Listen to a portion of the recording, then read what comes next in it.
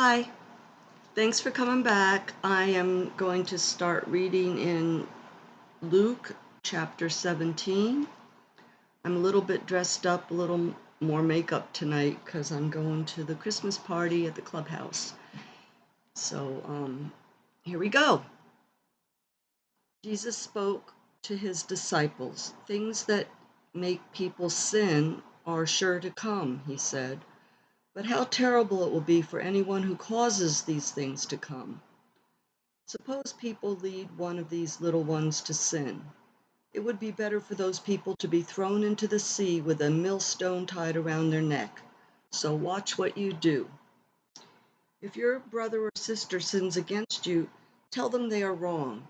Then if they turn away from their sins, forgive them.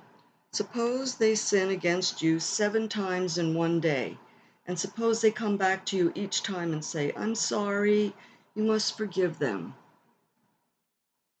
The apostles said to the Lord, "Give us more faith." He replied, "Suppose you have faith as small as a mustard seed, then you can say to this mulberry tree, 'Be pulled up, be planted in the sea,' and it will obey you.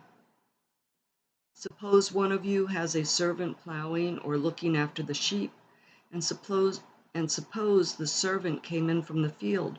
Would you say to him, 'Come along and sit down to eat'? No, instead you will say, 'Prepare my supper, get yourself ready, wait on me while I eat and drink. Then after that you can eat and drink.' Will you thank the servant because he did what he was told to do? It's the same with you. Suppose you have done everything you were told to do. Then you would say, 'We are not worthy to serve you. We have only done our duty.'" Jesus was on his way to Jerusalem. He traveled along the border between Samaria and Galilee. As he was going into a village, 10 men met him. They had a skin disease. They were standing close by, and they called out in a loud voice, "Jesus, Master, have pity on us."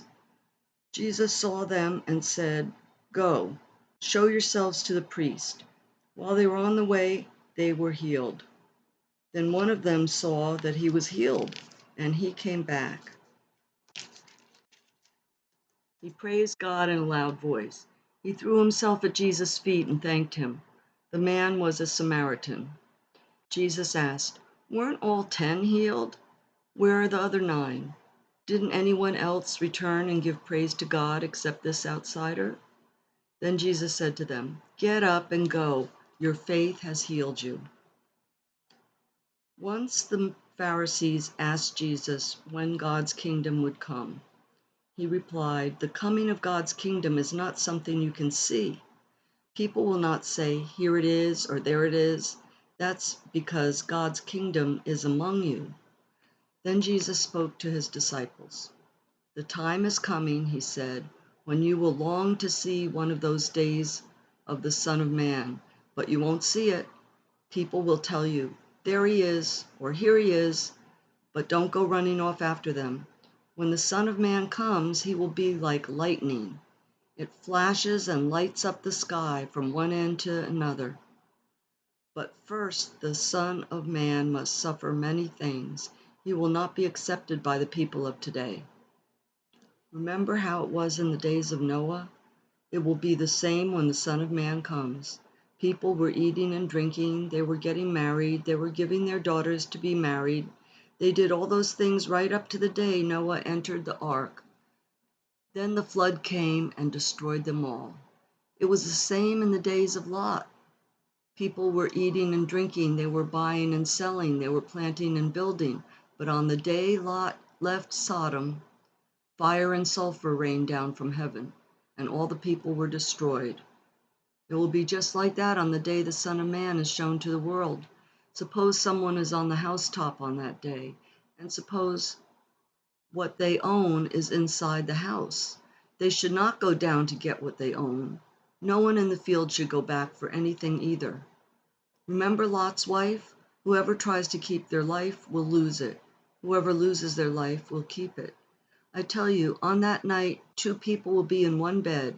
One person will be taken and the other left. 2 women will be grinding grain together. One will be taken and the other left. Where? His disciples asked. He replied, the vultures will gather where there is a dead body. So I think we're all looking forward to that day when Jesus comes again, and that's why you're watching this and following this, or maybe you're just learning about it, and I'm glad you are. It's really exciting to think that he is planning to come back and relieve us of all the pain and suffering in this world. Thanks for watching.